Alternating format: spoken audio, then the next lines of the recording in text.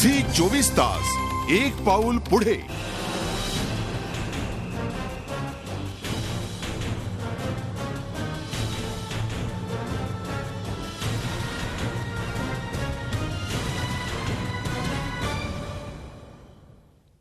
ब्रेकनंतर स्वागत थेट जातोय केतकर सरांकडे। सर, भ्रष्टाचार आणि घोटाळ्यामुळे या सरकारची प्रतिमा मलिन झाली आहे। एवढंच नाही तर आंतरराष्ट्रीय पातळीवर देशाच्या प्रतिमेलाच यामुळे धक्का बसलाय। काय वाटतं तुम्हाला?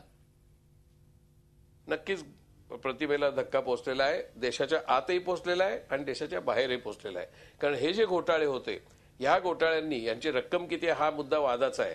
कारण त्या अतिरिक्त पद्धतीने त्या रकमा सांगितल्या जातात। 1,76,000 कोटी, 1,86,000 कोटी अशा रकमांचे घोटाळे ते नाहीयेत।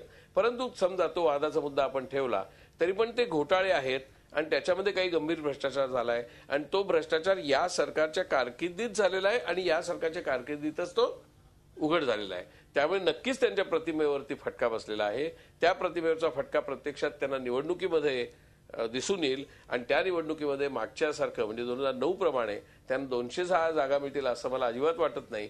तरी सुद्धा गंमत अशी आहे की विरोधी पक्षांची स्वतःवरतीच श्रद्धा नाहीये आणि त्याच्यामुळे आता सुद्धा ते कधी अविश्वास ठराव आणत नाहीत। खरं म्हणजे आता हे सरकार अल्पमतात आहे, ते सहजपणे अविश्वास ठराव आणू शकतात आणि सरकार पडू शकतं, पण त्यांनी अजून तरी आणलेलं नाही कारण त्यांचा स्वतःवर विश्वास नाही। नक्कीच एकूणच या सगळ्याचं विश्लेषण करताना सर की शेकडो महत्वपूर्ण निर्णय असले तरी 4 महत्वाचे घोटाळे या क्षणाला वरचढ ठरत आहे हे वास्तव आणि तेच मोठं आव्हान आहे पुढच्या 1 वर्षासाठी। धन्यवाद सर आमच्याशी बोलल्याबद्दल। आजच्या प्राईम वॉचमध्ये इथंच थांबा। ताज्या बातम्यांसाठी पाहत राहा झी 24 तास एक पाऊल